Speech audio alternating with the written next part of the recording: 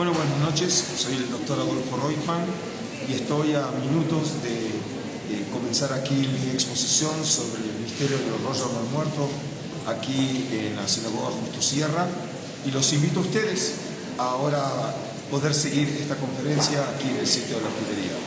Shalom y muchas gracias. Y quiero también ya, antes de presentar el currículum muy abreviado del doctor Adolfo Reutemann, pues decirles que estoy verdaderamente emocionada. Cuando él vino el año pasado, hace un año, y fui a escucharlo a la Universidad Hebraica, se me ocurrió, dije, bueno, yo creo en los milagros, vamos a ver si acepta darnos una conferencia aquí, y llevamos un año que sí, que nunca dijo que no, nada más dijo déjame ver la fecha, déjame ver, y aquí está. Llegó el día, qué rico, vamos a disfrutarlo mucho. Adolfo Reutemann, quien nació en Buenos Aires, Argentina, nadie es perfecto, pero bueno,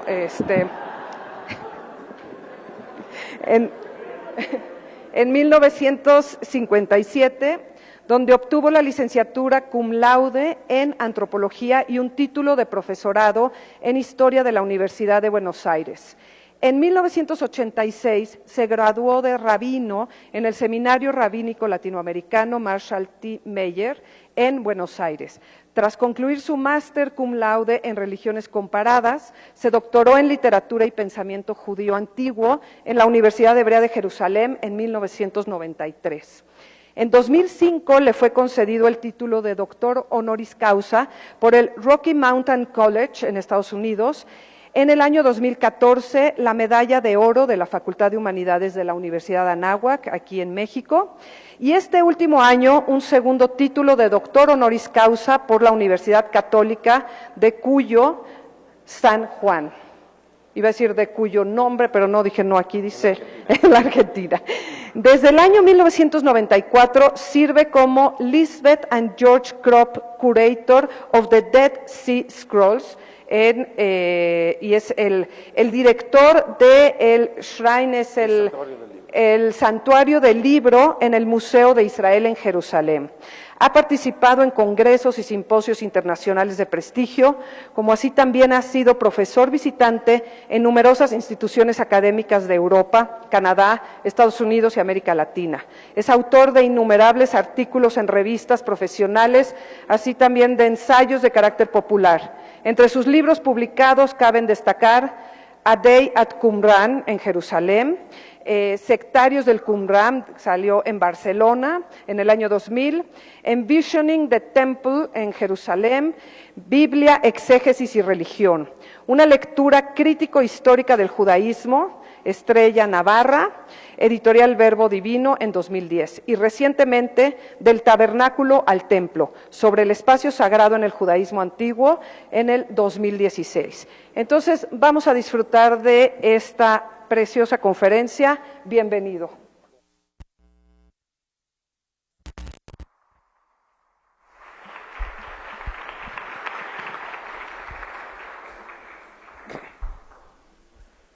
Bueno, buenas noches a todos. Y como acostumbramos siempre en Israel, cuando saludamos a alguien o nos despedimos de alguien, Shalom, paz.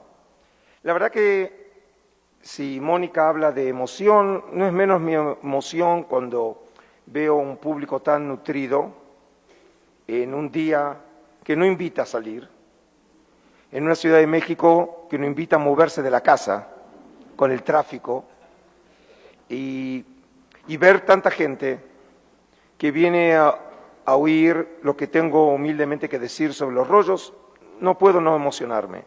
Es cierto, y pueden oír en el timbre de mi voz, después de dar 41 conferencias, no hay cuerpo que resista. Dejé Israel el 4 de agosto y desde el 9 de agosto ya estuve en New Jersey, estuve en El Salvador y aquí en México desde el día 21, realmente presentando en distintos contextos, distintos temas de mi especialidad, sea en la Universidad Hebraica, en la Anáhuac Norte, en la Anáhuac Puebla, en la Pontificia, en el Colegio de México, Perdón. Y hoy vengo, después de dar todo un seminario, desde las 9:30 de la mañana hasta las 5 de la tarde en la Panamericana. Pero no me arrepiento, porque en última instancia para mí es un verdadero privilegio que la gente me dé su tiempo. Y no hay dinero en el mundo que pueda dar y comprar tiempo. Y ustedes podrán hacer con el tiempo lo que quieran, pero no venir a oírme a mí. Es decir, que si vienen aquí es porque creen que tengo algo importante para decirles. Y espero poder hacerlo. Ahora son las 9, ¿no? 8. Es 8 menos 20. Más o menos trataré en los próximos 40, 50 minutos de hacer obviamente una introducción sumaria de un tema obviamente muy complejo. Y si tuviera un semestre diría lo mismo, porque es imposible agotar un tema tan rico, con tantas facetas, y obviamente a los presentes no los conozco personalmente, y me imagino que cada uno de ustedes viene con expectativas diversas, y no les puedo prometer que habré de contestar todas las expectativas, pero por lo menos lo que espero es motivarlos a seguir leyendo y interesarse por un tema fascinante. Y mi propósito no es crear ninguna secta, ni me presento a las elecciones, ni me tienen que creer. Simplemente voy a dar como veo el tema, como lo entiendo, pero como les dije, en última instancia, no es muy difícil estar en este lugar. Tienen que estar solamente leyendo durante 40 años y van a estar sentados aquí. Y vamos a comenzar con el tema.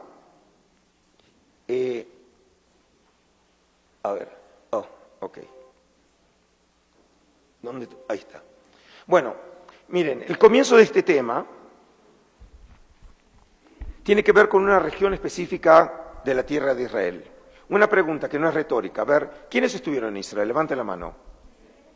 ¿Quién estuvo en Israel? Muy pocos. Muy pocos. Ahora, esta pregunta, yo no represento al Ministerio de Turismo de Israel, pero les hago esta pregunta porque me imagino que la enorme mayoría aquí son cristianos o tienen un origen cristiano. Y obviamente Israel es la tierra de Jesús. Y como hoy lo decía en la Panamericana, les digo, no hay manera de entender a Jesús ni a Juan Bautista si no entendemos no solamente su mensaje, sino también su geografía. Porque todos nosotros somos el resultado de una geografía. Y si como el Evangelio de Juan dice que el Logos, el Verbo se hizo carne, hacerse carne es también vivir en una realidad histórica y en una realidad geográfica determinada. Y obviamente el mensaje de Jesús está impregnado de una geografía. El que no conoce la Galilea no entiende las parábolas. Y obviamente no es la geografía ni de Oaxaca, ni de Mérida, ni de Chiapas. Y para entender los rollos del Mar Muerto, también hay que entender una geografía, que es el desierto de Judea. El desierto de Judea con un lugar muy específico, que es el Mar Muerto, que ustedes ven acá en la imagen.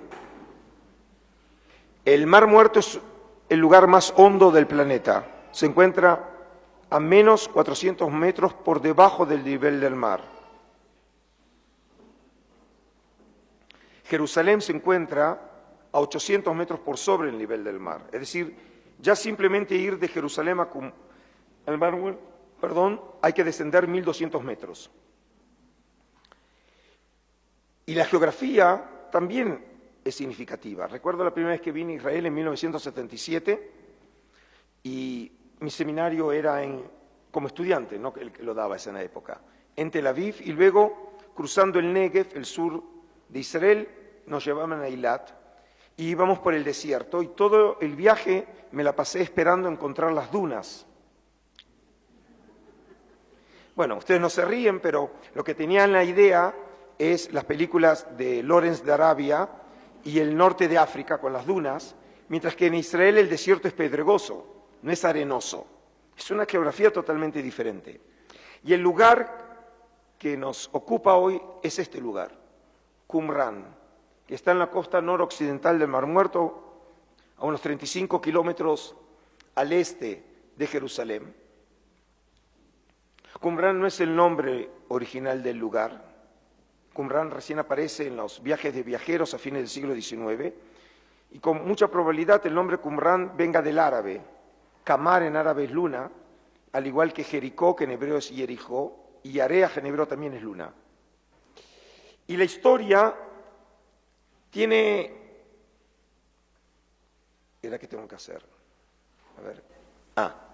La historia comienza con beduinos de la tribu de Tamire, que ellos afirman que,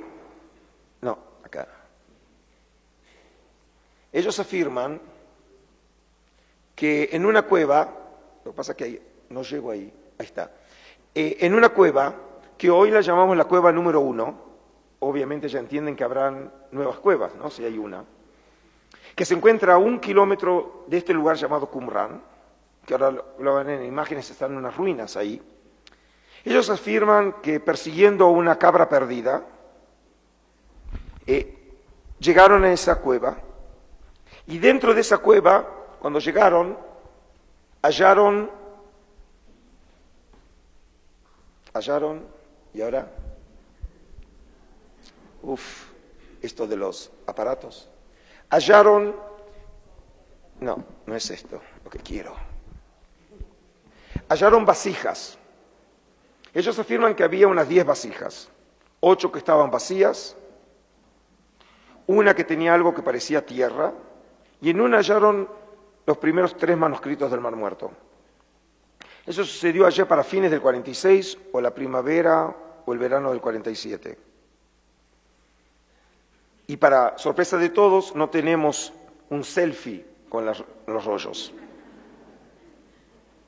Y luego, unos días después, volvieron y encontraron otros 4, es decir, encontraron los primeros 7 manuscritos, que en ese momento no saben que es un punto de inflexión en la historia de la investigación, de los estudios bíblicos, y realmente el comienzo del descubrimiento más importante de la arqueología mundial del siglo XX. Ahora, ¿qué son esos manuscritos? Es decir, ¿qué realmente encontraron?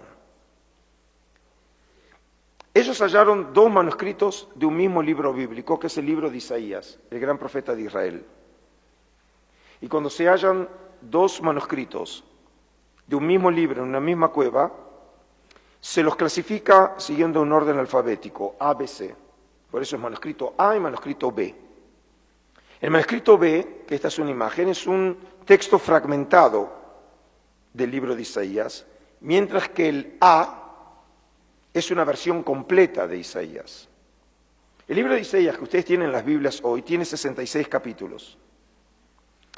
La división de un texto bíblico en capítulos y versículos es un desarrollo muy tardío, medieval en Inglaterra, creo que en Escocia, del siglo XIII. Por eso este texto no está dividido en capítulos y versículos porque no existe todavía. Pero el texto es el texto continuo en el mismo orden que lo conocemos hoy. Y la versión que conocemos hoy se llama el texto tradicional o masorético, o en latín Textus Receptus. Ahora, la imagen que ustedes ven es histórica, porque ven que el manuscrito está parcialmente enrollado. Nunca lo vi y nunca lo vamos a volver a ver así, porque a los efectos de preservar los manuscritos se los desenrolla en toda su extensión. Está escrito en cuero de animal y obviamente en hebreo, que es la lengua de la Biblia. En esta imagen pueden practicar el hebreo. Por ejemplo, el texto está escrito en un hebreo como se escribía en la época de los macabeos. Y hay una ciencia que se llama la paleografía, que es el estudio de la escritura antigua, y a partir de los estudios paleográficos se ha datado este manuscrito entre el 120 y 100 antes de nuestra era. Es decir, tiene unos 2100 años. Por ejemplo, mis hijos que nacieron en Israel, si les pidiera leer este texto y les digo qué está escrito acá, me dirían sin ningún problema Jerusalén, es decir, Jerusalén, en hebreo. Eso es lo que dice, Mevaseret Jerusalén. Es decir, es un hebreo legible, con algunas letras que son un poco diferentes, pero todavía claramente hebreo, como lo leemos hoy en día. Ahora, para entender por qué este descubrimiento, ya con eso el mundo se conmocionó, es porque antes del descubrimiento de estos rollos bíblicos, todos los manuscritos que teníamos de la Biblia hebrea, en hebreo, tenían un origen medieval. De los más importantes del mundo son estos dos.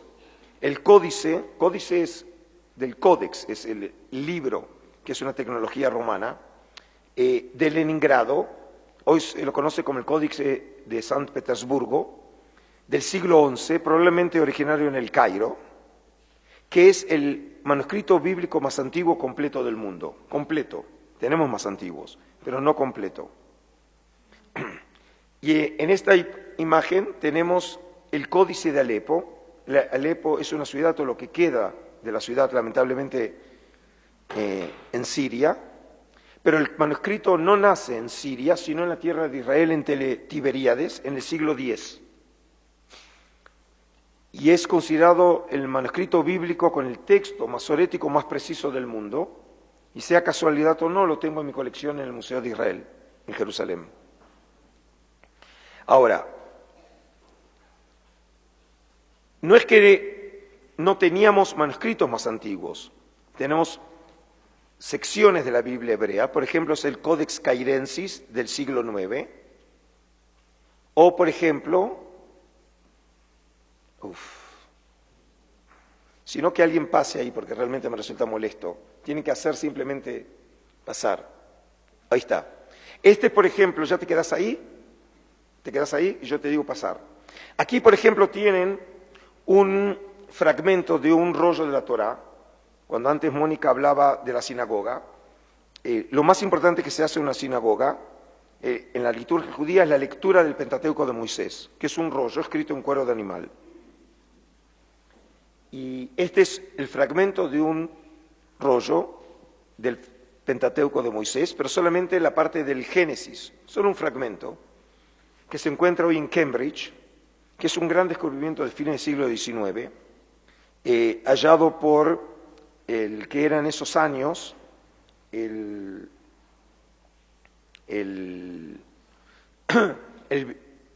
director de la biblioteca de Cambridge, que era Solomon Schechter, uno de los grandes sabios del rabinismo a fines del siglo XIX y comienzos del siglo XX.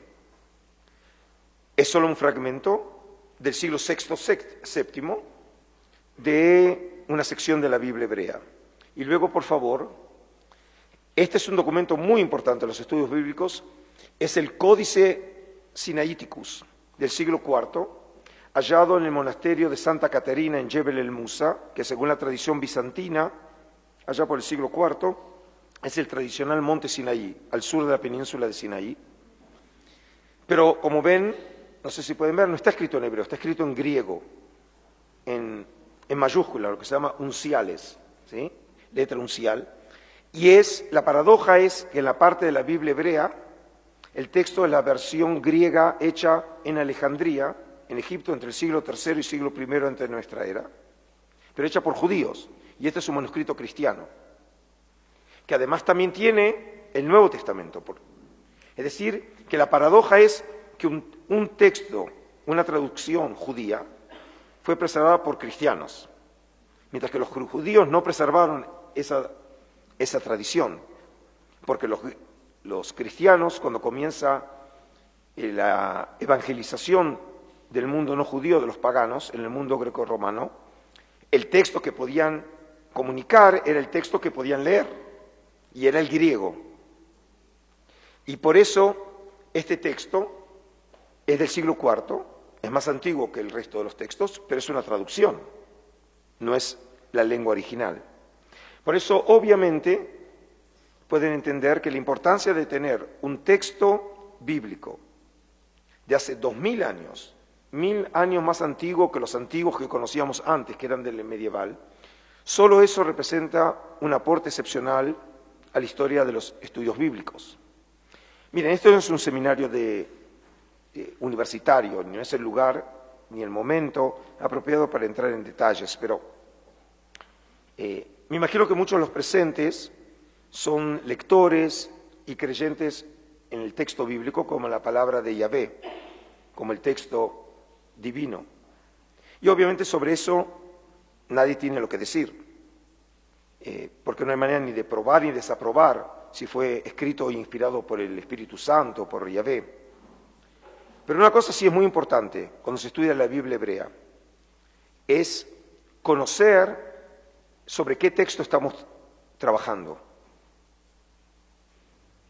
Porque el texto, y aunque lo lean de una traducción, fue hecho a partir de un texto que en algún momento viene de un texto hebreo, que es la lengua original de la Biblia hebrea, y el texto de la Biblia hebrea se fija, por ejemplo, con el Códice de Alepo de hace solo 1000 años.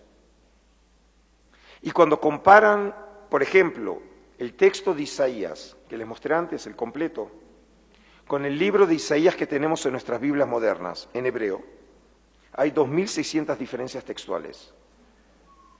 Algunas insignificantes, pero otras significativas, de palabras o incluso versículos enteros que aparecen en una versión y no aparecen en otra.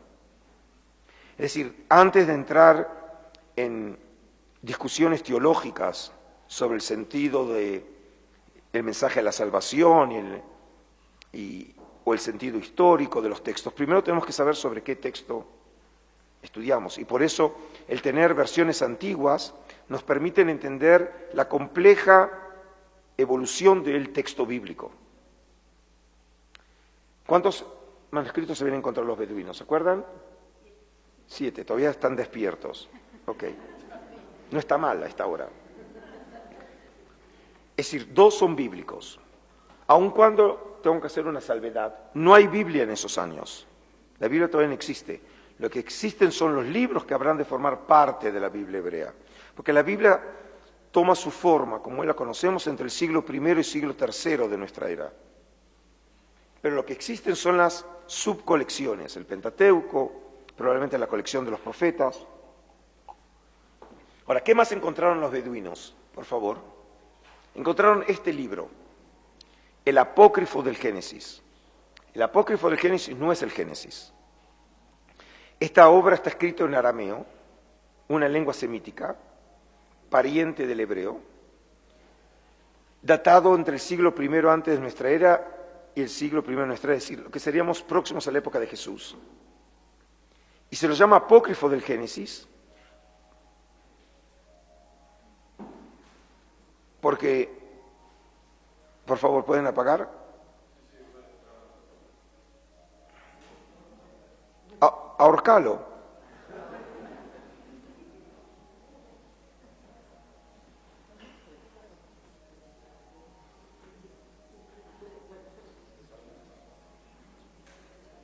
¿No lo encontrás? Eso sucede generalmente con las mujeres que no lo encuentran en el bolso. En los hombres no recuerdo, siempre lo tenemos a mano el teléfono.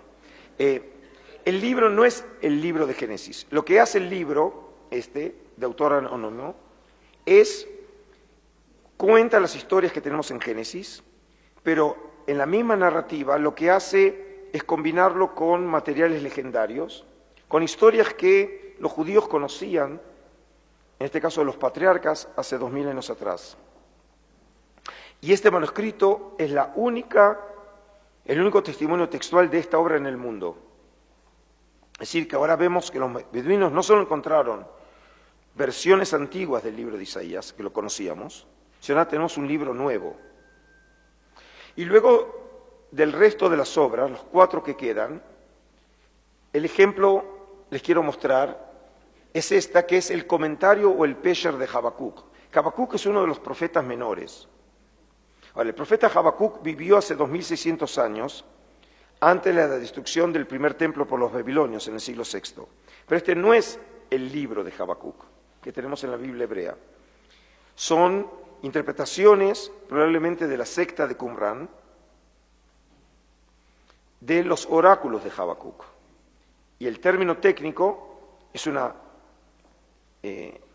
exégesis que no conocíamos antes, que se llama técnicamente el Pesher, que es muy importante también ver el estudio hoy de la manera en que el Nuevo Testamento trata las Escrituras. La obra está escrita en hebreo, de la época romana, algo así como el 50, antes era común, y es el único testimonio de este texto en el mundo. Ahora, como pueden imaginar, todo lo que dije hasta ahora era irrelevante para los beduinos.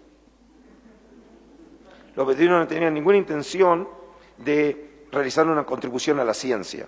En realidad no sabían lo que habían encontrado. Y después de varios meses, que no saben lo que hacer, finalmente deciden llevarlo a mercaderes en la ciudad de Belén, al sur de Jerusalén, para que anticuarios, ese que trabajan con antigüedades, se los compren. Y ahí aparece este personaje, Cando. Cando es un comerciante de antigüedades, de profesión zapatero, por lo tanto entiende algo de cuero, y los rollos de Mar Muerto, todos estos están escritos en cuero. Y por unas monedas le compra a los beduinos 4 de los manuscritos. Y él es un árabe cristiano, como pueden ver acá, ¿no? Es un árabe cristiano. Y a su vez, él se los vende, por favor, a este señor, Atanasio Samuel. Atanasio Samuel es un metropolitano, que es equivalente a arzobispo en la iglesia sirio-jacobita del este de Jerusalén. Y en esa época él regía los destinos del monasterio San Marcos, que está en Jerusalén hasta hoy en día. Y Atanasio Samuel le compra a Cando 4 manuscritos del Mar Muerto por la suma equivalente hoy de $100. Me imagino que hasta la sinagoga Justo Sierra hubiera comprado estos rollos. Sin pedir descuento, ¿no? Ahora, Atanasio Samuel tiene la sensación de que debe ser por ahí un documento antiguo, pero obviamente no es un experto. Y fíjense, tenemos 4 manuscritos que ahora lo compra un cristiano en el este de Jerusalén. ¿Dónde están los judíos en esta historia?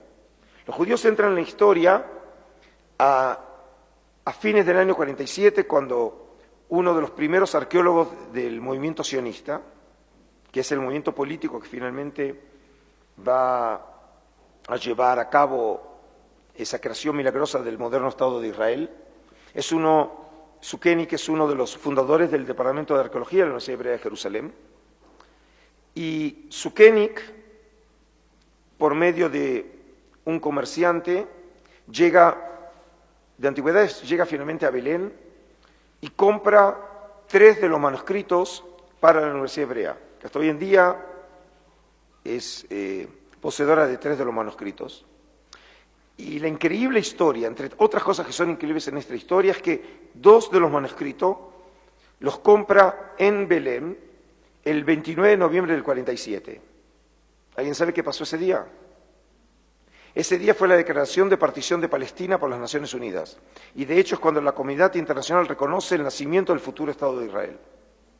Es decir, es una fecha milagrosa para los judíos contemporáneos.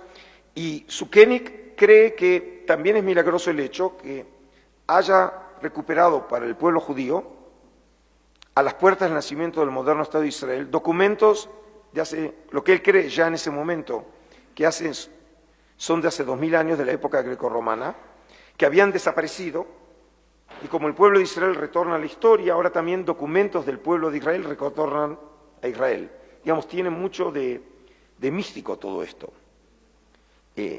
Sukeni, que es el primero que publica en el 48 una primera informe sobre estos manuscritos, y ya con un buen tino, los ubica en el judaísmo de fines de la época grecorromana, e incluso es el primero que piensa que probablemente los hombres que están detrás de estos manuscritos tengan que ver con una secta del judaísmo antiguo que son los esenios, que hasta hoy en día sigue siendo la tesis aceptada por la mayoría de los investigadores, inclusive el que les habla. Ahora, ¿y qué pasa con Cando? Cando también quiere saber si hizo un buen negocio, y entonces, por favor, trae los manuscritos a la Escuela Americana de Arqueología, la American School of Archaeology, of Oriental Research, que hoy se lo llama Instituto Albright. En esos años, el arqueólogo más famoso de lo que llamamos la arqueología bíblica es William Foxwell Albright, que era profesor en Johns Hopkins University en Baltimore. Y cuando trae estos manuscritos se encuentra con esta persona, John Trevor, que estaba haciendo su postdoctorado en la Universidad de Yale, y le trae los manuscritos. Fíjense, lo que ven aquí no es papel higiénico, es el rollo de Isaías. Les digo eso porque tienen que entender que un manuscrito de hace 2000 años es posible enrollarlo y desenrollarlo. Todos los que aquí estamos, y como el caso de Marcela, que es la arqueóloga de la Universidad de Anáhuac, que excava en Magdala. Si escucharon el proyecto Magdala, que le ha dado fama mundial a la Anáhuac, es la primera vez que una universidad de América Latina excava la tierra de Israel, y además con mucha suerte. Y Marcela Zapata me honra con su presencia, profesora de la Universidad de Anáhuac Sur, hoy Anáhuac, ¿no? Y decíamos justamente que hasta ahora en las excavaciones, ¿cuánto ya va, Marcela, que estás excavando? 7 años, nunca he encontrado nada escrito, ninguna letra, que es algo enormemente emocionante para cualquier arqueólogo cuando encuentra textos. Y acá tenemos metros. El rollo de Isaías tiene 7 metros 34 de extensión. Un texto de hace 2000 años, 7 metros. Es imposible de imaginar algo así, ¿no? Cuando uno le emociona una letra. Y los americanos, incluyendo Albright, cuando le mandan imágenes a los Estados Unidos, llega a la conclusión que debe ser manuscritos originales de hace 2000 años. Y ya en ese momento, Albright dice que es el mayor descubrimiento arqueológico del siglo. Todavía no sabe lo que se espera, lo que viene. Ya con eso, sin duda que es excepcional. Ahora, estamos en el año 48, mayo del 48, cuando el entonces Ben Gurión, que va a ser el primer ministro del naciente Estado judío, declara la independencia el 15 de mayo del 48, estalla la guerra de independencia cuando los ejércitos árabes invaden al naciente Estado de Israel. Obviamente la situación era muy difícil, incluso en Jerusalén, insostenible, y entonces los americanos le dicen a Atanasio Samuel que saque los manuscritos, y Atanasio Samuel los saca de contrabando, los manuscritos de Israel, de la Jerusalén, vía Beirut a los Estados Unidos. Y lo que hace con los manuscritos es comienza a exhibirlos. Por primera vez en la historia, los manuscritos están en exhibición no en Israel, sino en los Estados Unidos, en la Biblioteca del Congreso en Washington, en la Biblioteca de New York, en la Biblioteca de Estudios Orientales en Chicago, y cuando estaba como profesor visitante en la Universidad de North Carolina, en los archivos encontré esta foto. Los rollos del Mar Muerto habían estado en exhibición en la iglesia en Duke. Fíjense, acá pueden ver la cruz, este es el altar, y acá están los manuscritos en exhibición. Ahora, piensen un segundo qué pensaba el público en 1949. Los rollos del Mar Muerto están en exhibición en una iglesia, el dueño es un sacerdote y vienen de la época de Jesús.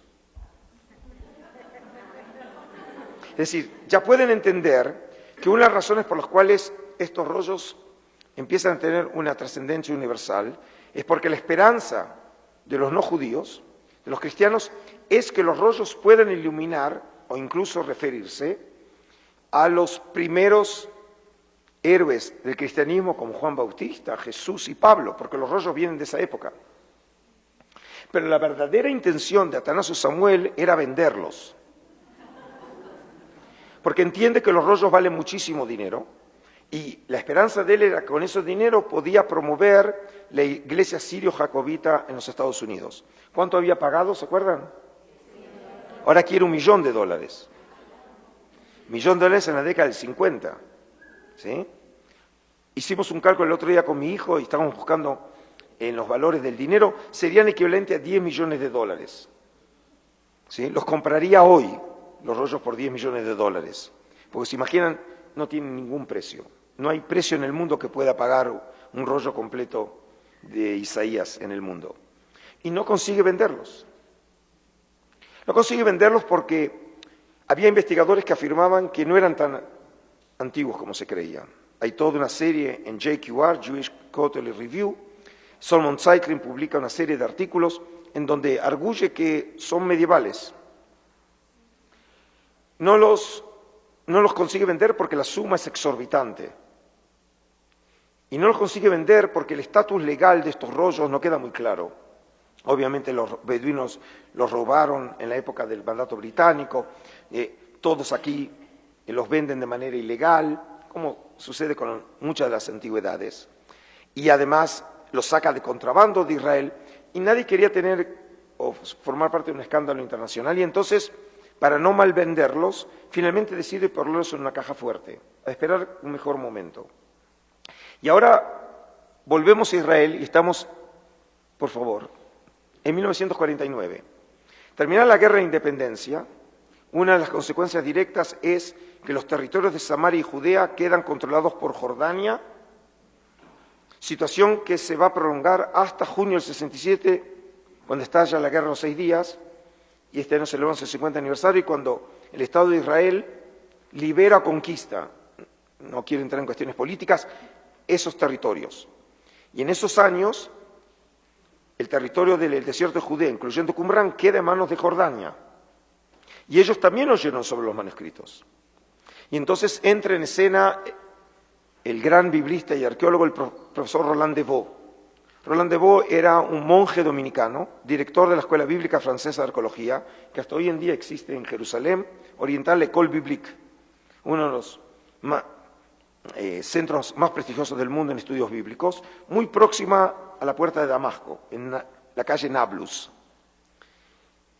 Y Devaux, por medio de un soldado de las fuerzas de la UN, llega a esa cueva que llamamos la número 1, en donde se habían encontrado los primeros rollos, reexcava la cueva y encuentra fragmentos de otros 70 manuscritos.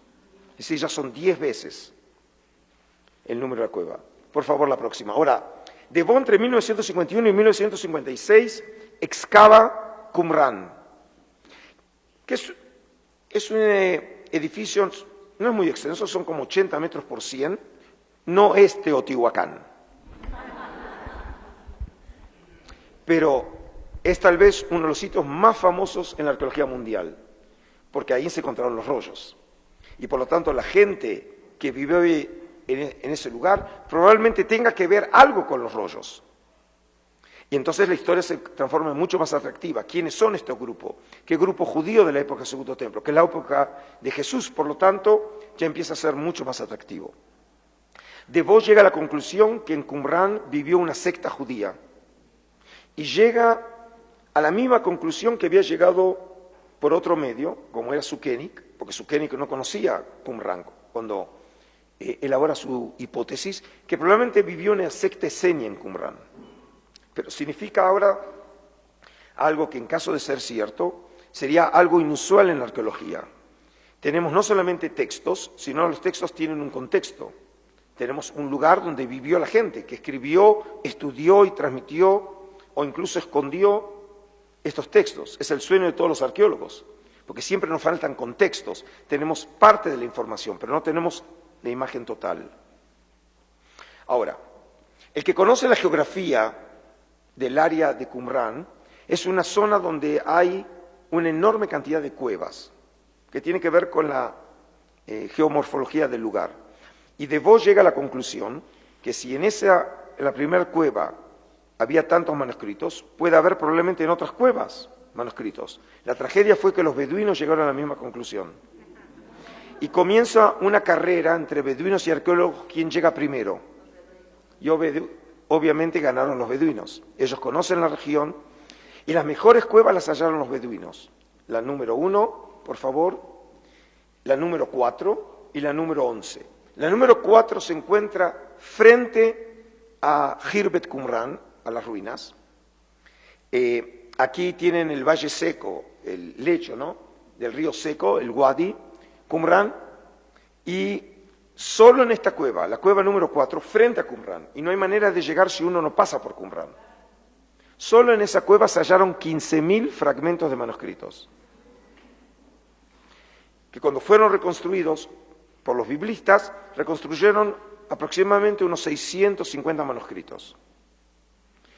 Por favor, miren lo que es un documento de Qumran. Obviamente no es la Mona Lisa, pero fíjense, estamos hablando de fragmentos que tenían que ser, como en un rompecabezas, reconstruidos por los estudiosos. La mayoría de los rollos del Mar Muerto están escritos en cuero de animal, y solo una pequeña minoría, como un 20%, en papiro.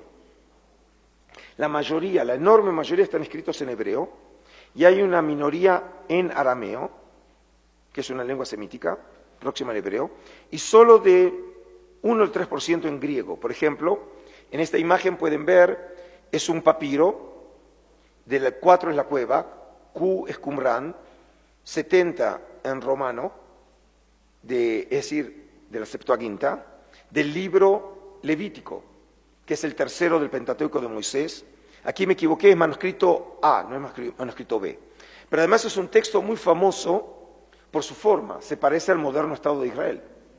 Algunos dirían que es un rollo profético. Y hay un manuscrito que no está escrito ni en cuero, ni en papiro, sino, por favor, en cobre. No conocemos otro documento así, está escrito en cobre, fue hallado en la cueva número 3, que es la más norteña de las cuevas. Estos son 2 secciones del mismo documento, no son 2 diferentes. Ahora, cuando digo escritos, obviamente está grabado con un cincel o con un punzón. Ahora, el miedo era cómo lo van a desarrollar, porque el miedo obviamente era que se pulverizara cuando se abriera, después de 2000 años. Entonces, pasan unos 3 años y finalmente lo llevan a la Universidad de Manchester, y aquí lo tienen, lo serrucharon con un diamante. Y el original se encuentra así hoy en el Museo Arqueológico de Amán en Jordania, el original. Ahora, el texto también es excepcional, no solo por su material, sino por su contenido. Está escrito en hebreo, de fines del siglo I, y el texto habla de 64 sitios en el desierto de Judea, en donde se escondieron tesoros de oro y plata. Si no fuera cierto, dirían que es una historia de lo Indiana Jones. Como ven, Qumran tiene mucho de mágico, y sin gran esfuerzo, la historia misma parece una historia de Hollywood. Por favor, la próxima.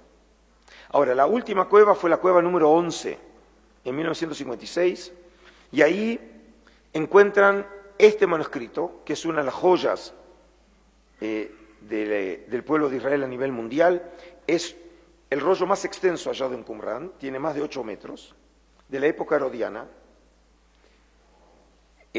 Lo publica Yadin, el hijo de Sukenik, que es el más grande arqueólogo de Israel, en 1977, en una magnífica edición, antes de usar computadoras. Y lo llama el rollo del templo porque buena parte de la obra habla de un templo ideal. Precisamente antes Mónica hizo referencia a mi último libro que publiqué en Verbo Divino, que se llama Del Tabernáculo al Templo, sobre el espacio sagrado en el judaísmo antiguo. Y una parte de la obra lo dedico a esto, a este rollo, porque trata de un tema central en el judaísmo del Segundo Templo, que es precisamente el tema del templo. Y, por favor, digamos, entre 1947 y 1956 se hallan en 11 cuevas, hoy sabemos aproximadamente 20.000 fragmentos, y en total reconstruidos alrededor de 1.000 manuscritos de hace 2000 años. los más antiguos de hace 2300 años y los más modernos, entre comillas, del siglo I de nuestra era. Es decir, tenemos 300 años de manuscritos. Pero como esta historia parecería ser que no tiene fin, por favor, este enero se encontró la cueva número 12. Pero, para sorpresa de los arqueólogos, descubrieron que los beduinos les habían ganado porque en los años 40 ya habían entrado ahí. Y encontraron restos de cerámica rota, y encontraron un manuscrito sin texto, pero cuero de animal ya preparado para escribir. Significa que en realidad no sabemos si es la última de las cuevas, porque eso sucedió este año, ¿sí? Y siempre en Israel tenemos sorpresas. Ahora, por favor, la próxima imagen. Aquí tienen un poco la división de los materiales que se encontraron. Un cuarto de los rollos de Qumrán son manuscritos bíblicos, de la Biblia hebrea. Y en Qumrán tenemos copias de todos los libros de la Biblia hebrea, a excepción del rollo de Esther, o el libro de Esther. Y obviamente tenemos varias copias de un mismo libro. Por ejemplo, de Salmos tenemos 37 copias. De Deuteronomio tenemos 30. De Isaías tenemos 21.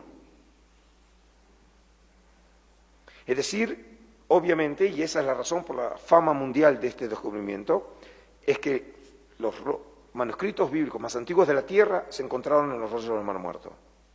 Luego tenemos un 27% de obras que en algunos casos las conocíamos ya en la tradición de la Biblia, que nosotros llamamos libros apócrifos, por ejemplo el libro de Tobit, que lo conocíamos a partir del griego o traducidos.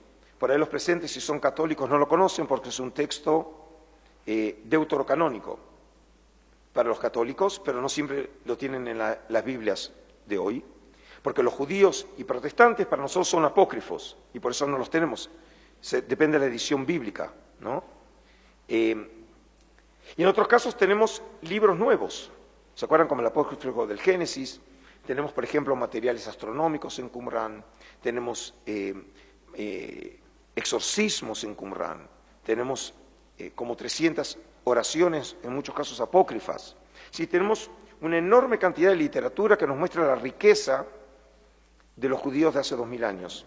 Y tenemos un 37% de manuscritos que los llamamos sectarios, porque sea por la teología, la terminología, la sociología, son obras que no pertenecen al cuerpo de Israel de esos años, sino de un grupo o movimientos sectarios, judíos que estaban en polémicas con otros judíos, y que por primera vez en historia tenemos obras originales de esos grupos.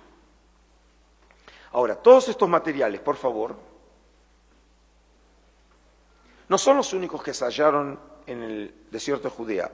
Hay otros sitios que se hallaron manuscritos antiguos, como por ejemplo el caso de Wadi Murabat o el caso en Masada, pero nada hay como Qumrán, por la cantidad, por la calidad, por la variedad de los materiales. Qumrán es único y hasta hoy en día obliga a los estudiosos a elaborar un tipo de paradigma, un modelo teórico. ¿Qué es Qumrán? ¿Cómo funcionaba Qumrán? ¿Por qué tantos rollos están próximos a Qumrán? ¿Quién puso los rollos en las cuevas? ¿Cuándo las colocaron? ¿Por qué las colocaron? Sí, las preguntas todavía son muchas, a pesar de que ya tenemos más de 35.000 artículos y libros sobre el tema. Por favor, la próxima. Ahora, en la época de los jordanos, los manuscritos fueron traídos a este museo, construidos en la época del mandato británico, en la década del 30, el Museo Rockefeller, que es realmente una obra de arte como edificio. Y ahí, por favor, se traen los miles de fragmentos. Por favor, la próxima imagen. Y acá ven a la Comisión Internacional trabajando y tratando de reconstruir lo que llamaron el rompecabezas más grande de la historia. Ahora, quiero que entiendan el trabajo realmente monumental que hicieron estos investigadores, porque reconstruir estos fragmentos en textos, como el caso, por ejemplo, digamos que encuentran un fragmento que luego de ser descifrado leen: en un principio Dios creó. Dicen, bueno, ya sabemos, eso es del Génesis. Pero si imaginan ustedes, digamos, reconstruir un puzzle o rompecabezas. Digo solamente 50 piezas, pero sin el original. Los quiero ver. Reconstruir algo que nunca vieron. No saben lo que hay que reconstruir. ¿Cómo sé qué va con qué? ¿Cómo puedo reconstruir un texto que no conozco, que nunca lo leí, porque no sé cómo era? Es decir, realmente hicieron un trabajo fantástico. Por ejemplo, esta foto siempre me emociona porque era el gran biblista en la segunda mitad del siglo XX, el profesor de Harvard, Frank Cross, que él hizo su doctorado con Albright, y él fue el profesor de mi profesor. Digamos, yo soy el nieto intelectual de Cross y el bisnieto de Albright. Mejor que no lo sepa, ¿no? Suerte que se murió. Hicieron un trabajo fantástico. Y la edición, hoy los manuscritos del Mar Muerto están ya publicados, todos los materiales que son descifrables en ediciones científicas, e incluso en septiembre del 2011, mi institución, el Santuario del Libro del Museo Nacional de Israel, puso por primera vez en el mundo 5 de los 8 manuscritos del Mar Muerto que tengo en mi colección en versión digital. Y Google desarrolló para nosotros una plataforma tecnológica para nosotros para colocar esos manuscritos. Y si por casualidad, yo sé que es mucho pedir, pero digamos por casualidad tienen un ordenador en la casa y pongan simplemente Israel Museum en inglés en Google y llegan luego al Shrine of the Book, en inglés es Santuario del Libro, y hacen double clic y van a ver Digital Dead Sea Scrolls. Pueden ver imágenes de los rollos que tengo en Israel en una calidad de 1200 megapíxeles. Es decir, el ojo humano no puede llegar a esa calidad de imagen. Y, por ejemplo, les puedo contar que hoy en el mundo se estudia los rollos del Mar Muerto en versión online. Es decir, no tienen que venir a la bóveda del santuario porque lo pueden leer ya con una taza de café en la casa, ¿no? Incluso en Ciudad de México. Ahora, ¿se acuerdan? Estos son los manuscritos que estaban en el Museo Rockefeller, que luego de la Guerra de los 6 días pasan a estar en posesión del Estado de Israel. Y hoy los tiene la Autoridad Arqueológica de Israel y es patrimonio del Estado de Israel. Ahora, pero ¿se acuerdan que en la historia, en un momento yo dejé 4 manuscritos en una caja fuerte en los Estados Unidos? Y la pregunta ahora, ¿qué pasó? Ahora tengo que volver hacia atrás. Estamos en 1954 y Atanasio Samuel cree que es una buena oportunidad de vender los rollos. ¿Y qué es lo que hace? Pone un aviso en el diario. ¿A quién se le hubiera ocurrido esta historia? El 1 de junio de 1954 en el Wall Street Journal, en una sección que dice miscellaneous for sale, es decir, claro, no hay una sección en el diario que diga rollo del Mar Muerto a la venta. Y pone como título los 4 rollos del Mar Muerto. Es algo obvio que se pueden poner a la venta. Y entonces dice, manuscritos bíblicos que datan del 200 antes de la era común, están a la venta, y esto sería un regalo ideal. Absolutamente es ideal. Si alguno de ustedes tienen alguna idea de sorprender a alguien con un regalo, regalen un rollo del Mar Muerto. Para una institución religiosa y educacional, para un individuo o grupo. Y lo más increíble de esta historia, que ese día, ¿quién se encuentra en Washington? El hijo de Sukenik y Gael Yadin, que es él. Tienen diferente apellido porque cuando nace el Estado de Israel, lo que hacen es hebraizar los nombres. Pero es el hijo de Sukenik, que él había sido el segundo comandante en jefe de las Fuerzas Armadas de Israel, y luego deja el ejército y termina su doctorado y está en Washington y recibe un llamado de un periodista que le dice lo que vio en el aviso en el diario. Y Yadin recordaba que su padre le había dicho que había visto 4 rollos en Jerusalén que no había podido comprar. Es una historia increíble que incluso es una historia familiar. Padre compra y ahora el hijo puede comprar. El problema era doble para él. Era claro que un árabe cristiano no habría de venderle a un israelí, porque siempre el tema de los rollos tiene que ver con el conflicto árabe-israelí. Y el segundo tema era el dinero, en $1 millón, es una fortuna.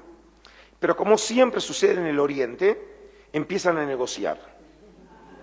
Todo aquel, si no estuvo en Israel, pero llega al mercado árabe, es parte de casi de un deporte nacional, ¿no? Empezar a negociar. Y entonces empieza a bajar el precio, finalmente llegan a un acuerdo con $250,000, que todavía es mucho dinero. Y Adin tiene rápidamente que conseguir el dinero, consigue $150,000 de un judío filántropo de New York y $100,000 consigue en préstamo del Estado de Israel, compra los manuscritos y llegan a Israel en 1955.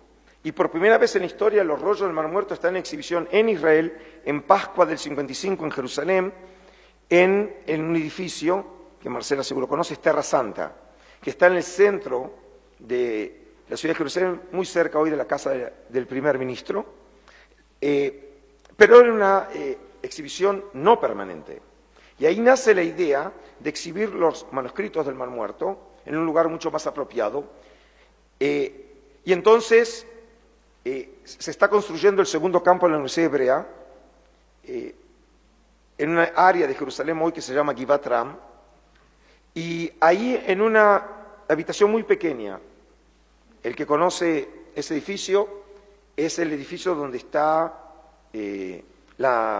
¿cómo se dice? La mensa, el lugar donde se come, ¿no? Como un tipo de restaurante, ¿sí? Y había una habitación muy pequeña, que hoy ya no existe, en donde el primer curador fue Igael Yadin, y el único que podía decir que su padre había comprado rollos y que él compró rollos.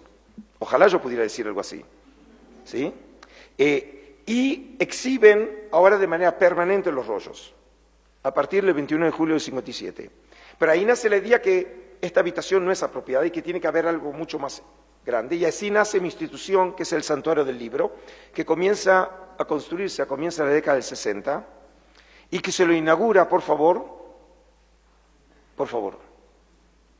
el 20 de abril de 1965 y en la primer galería del Museo Nacional del Estado de Israel, que es el Museo de Israel.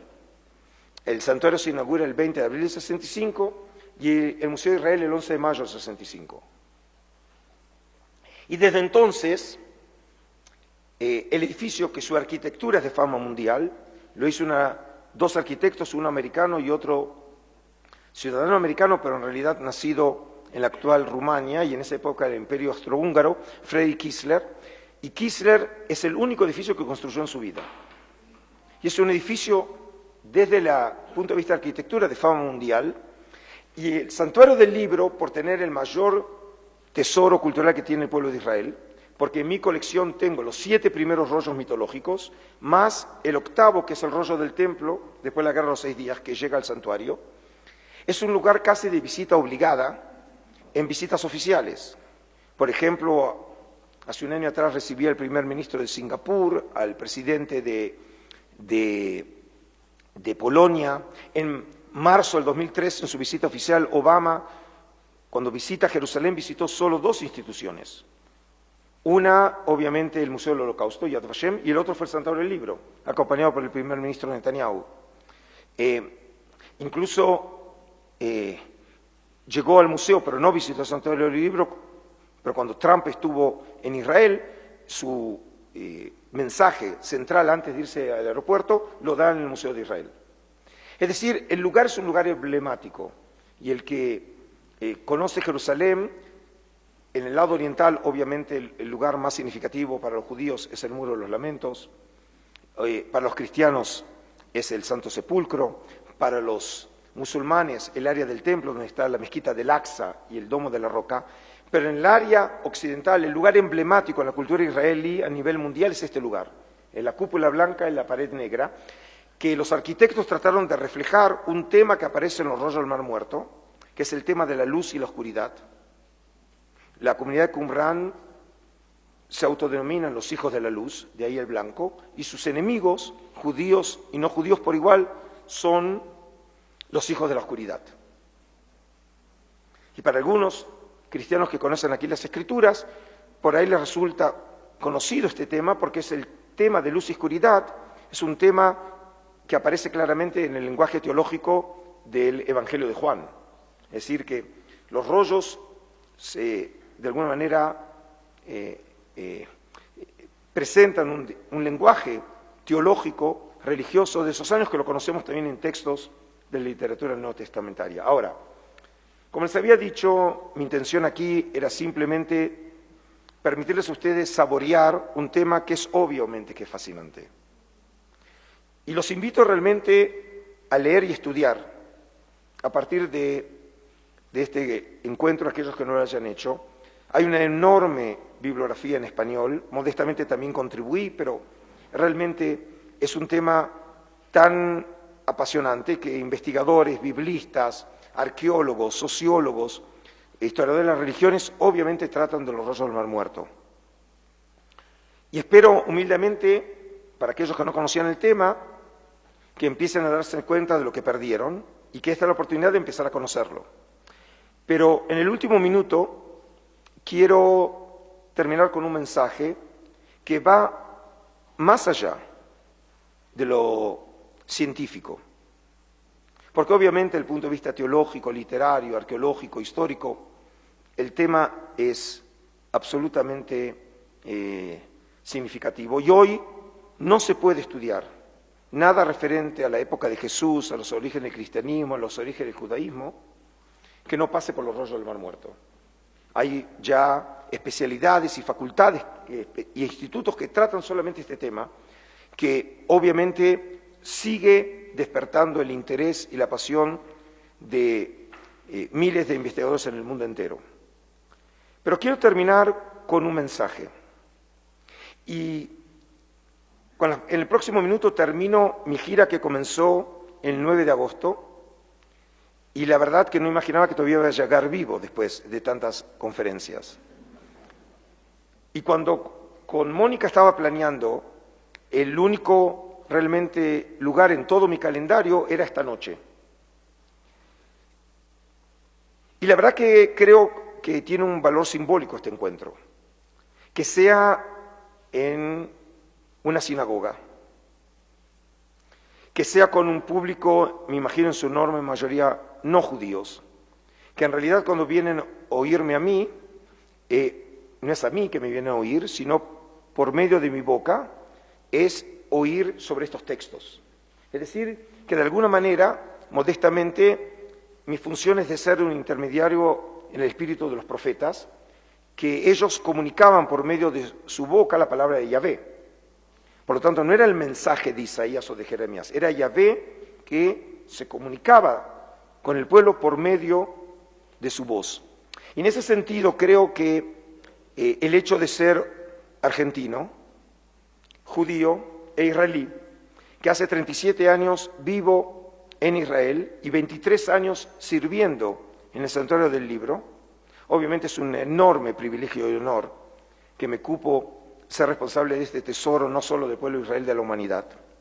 Y tener el privilegio de traer ese mensaje de Jerusalén a América Latina, en mi lengua materna, aquí a la sinagoga, y llenar este lugar que hoy ya no activa como sinagoga, y de hecho devolvemos a la vida con esta actividad, gracias a ustedes, con la presencia. Creo que estos manuscritos tienen un mensaje que va más allá, como dije, de lo científico. Porque los quiero dejar con una reflexión. Los rollos del Mar Muerto vienen en una época que llamamos la época intertestamentaria, la época del Segundo Templo, la época grecorromana. Y es una época en donde todavía no hay cristianos y no hay judíos rabínicos. Porque Jesús, Juan Bautista y Pablo no sabían que eran cristianos. Nacieron, vivieron y murieron como judíos. Y se sentían firmemente comprometidos con los destinos del pueblo de Israel. La historia hizo lo que hizo. Y a fines del siglo I y a comienzo del siglo II se separan los caminos. Y durante 2000 años las relaciones fueron muy trágicas entre judíos y cristianos. Cuando leemos, por ejemplo, los escritos de los padres de la Iglesia, del tipo de Justino Mártir, o de Tertuliano, o del gran San Agustín, podemos leer en esos textos profundas polémicas antijudías con un verdadero sentido antisemita.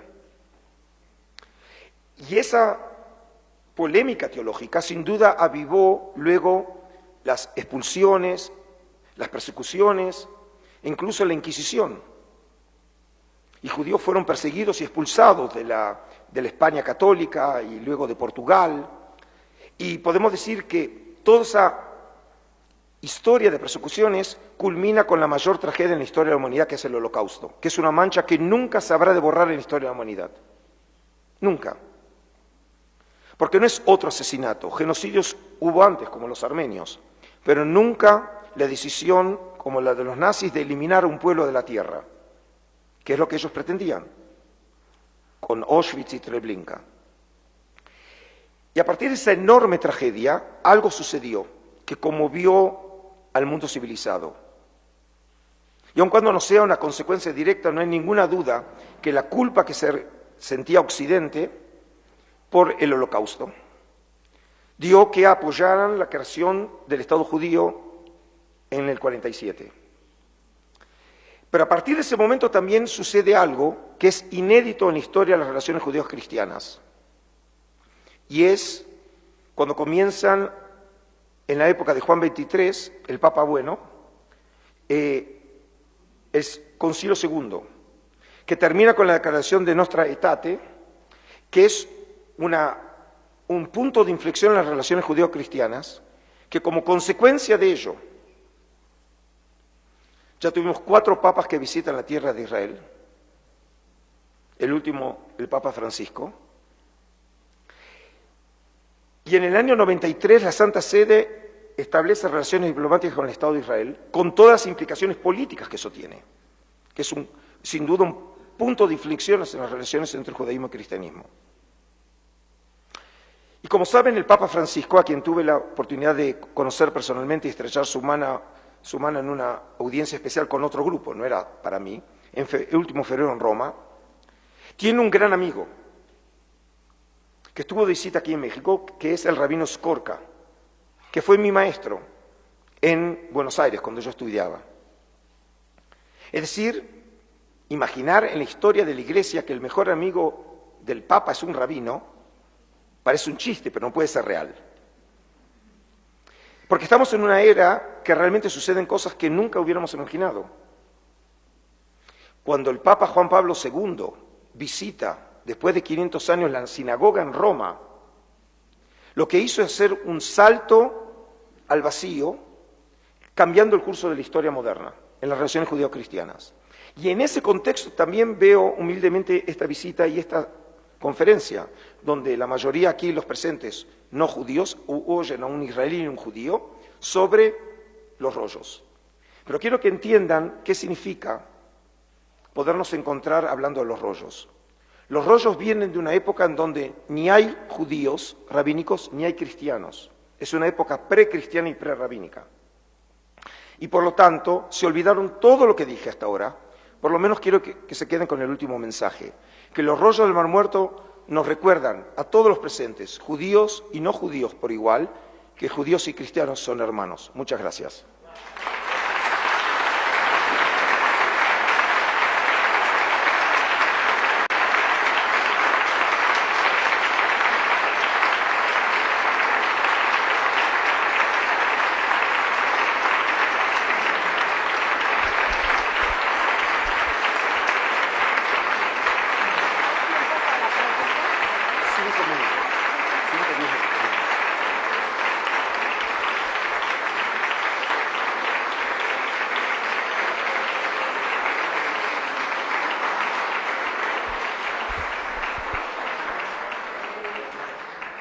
¿Se escucha?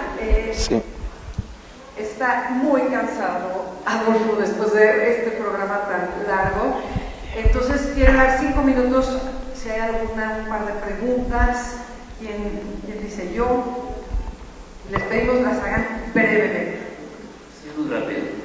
En alguna parte de historia de religiones comentaron que la Biblia se escribió en Babilonia, o llevaron secuestrados los babilonios allá, y la mayor parte ya fueron escritos ahí. ¿Cómo concuerda esa historia con el haber localizado estos rollos? Ok. Bueno, la historia de la Biblia hebrea es una historia muy compleja que en los estudios bíblicos podemos hipotetizar ciertas etapas que son propuestas absolutamente teóricas que no sabemos.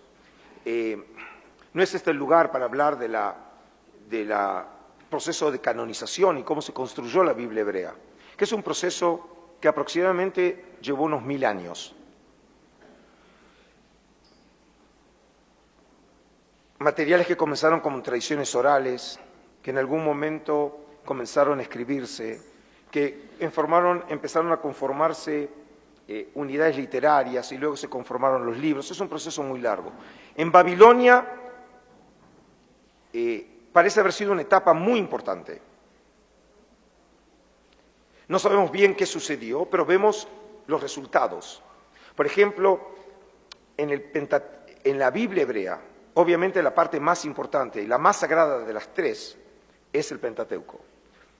Y probablemente por la razón que también es la más antigua, que logra tener la forma que como lo conocemos nosotros, entre el siglo VI y siglo IV ante nuestra era.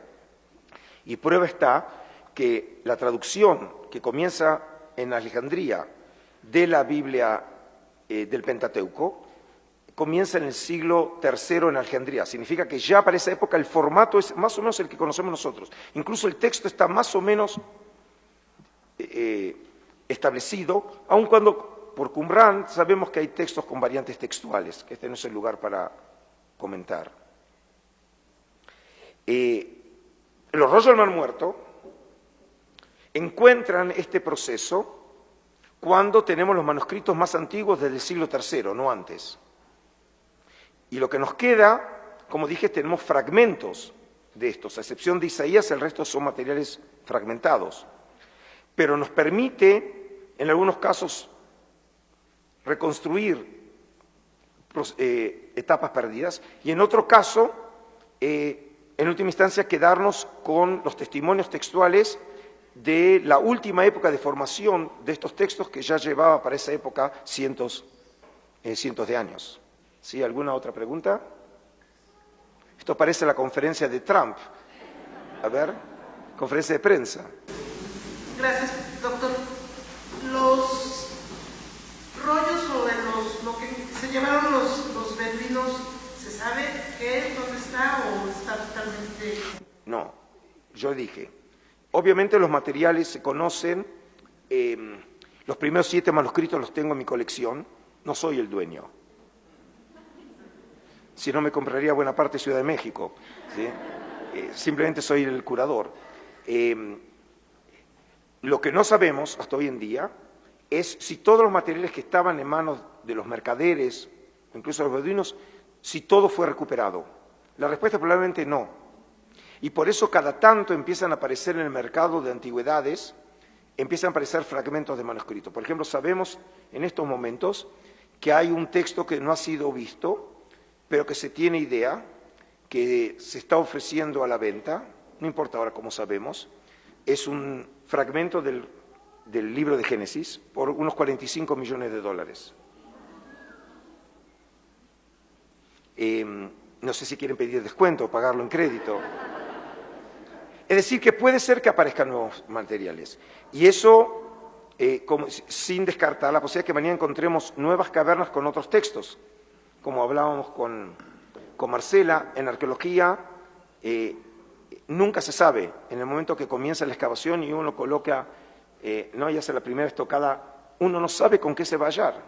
Muchas veces no haya nada y a veces viene la gran sorpresa de la vida. Pero, por lo tanto, de lo que sabemos, los materiales hoy, como dije, están todos publicados, pero desde 1956 no se hallan manuscritos en el área del Mar Muerto. Sí, unas 2, 3 preguntas más, y les pido por favor, porque realmente me levanté hoy de las 5 de la mañana. Sí. Buenas tardes, excelente conferencia. Gracias. Me inquieta el asunto del rollo de cobre.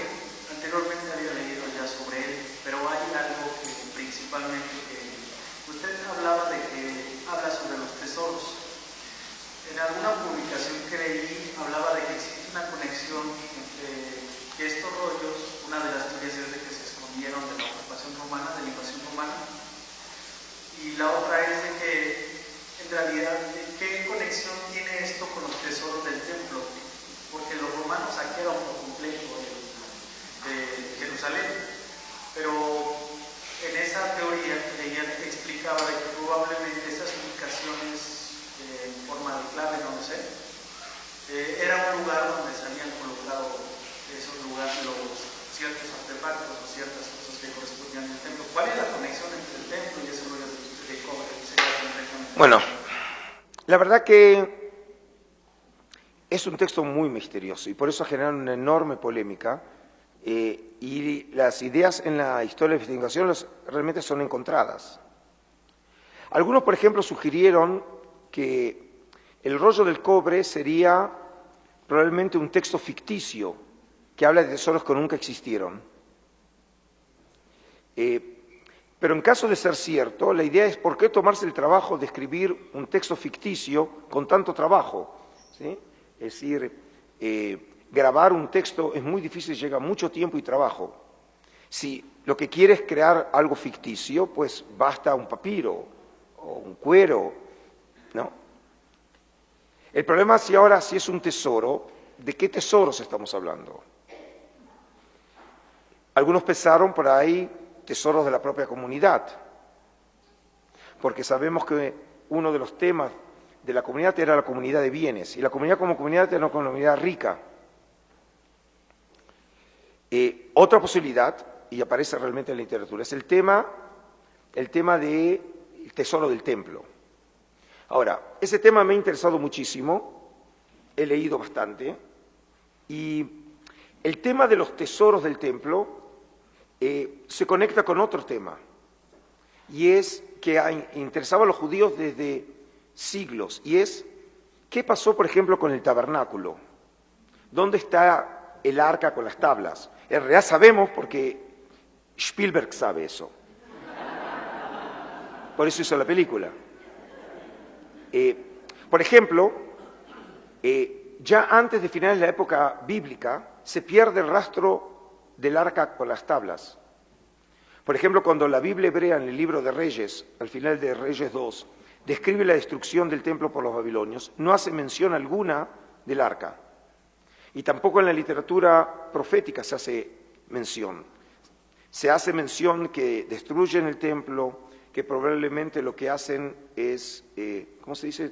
Tumult, es fundir. Por ejemplo, había oro y bronce.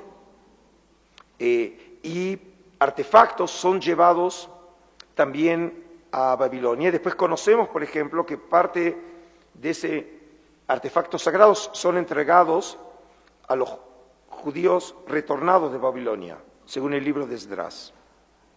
Y el tema de los tesoros todavía del tabernáculo, y después se va mezclando en la memoria colectiva con la del templo de Jerusalén, es un tema que tenemos en la literatura apócrifa del Segundo Templo. Por ejemplo, Josefo nos habla de una tradición que los samaritanos decían que los artefactos sagrados del tabernáculo estaban enterrados en el monte Gerizim, que es un monte sagrado para los samaritanos.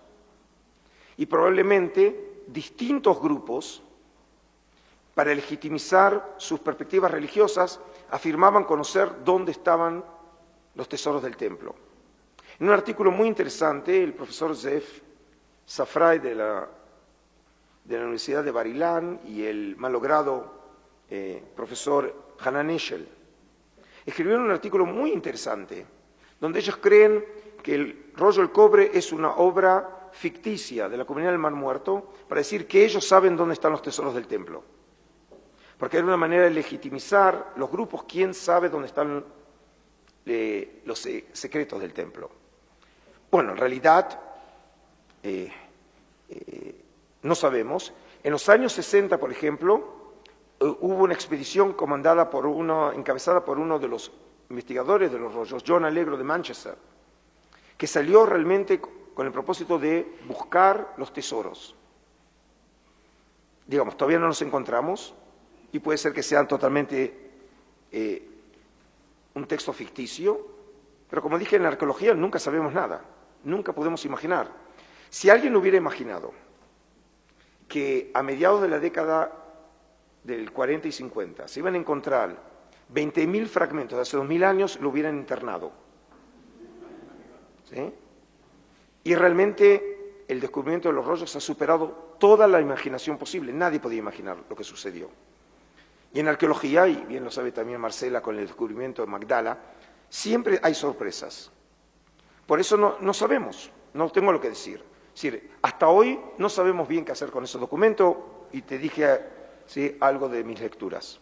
¿Sí? Por ahí una última pregunta y les pido realmente misericordia cristiana. Sí. Perdón, buenas noches. ¿Perdón? Sí. Es que no me veo esta frase.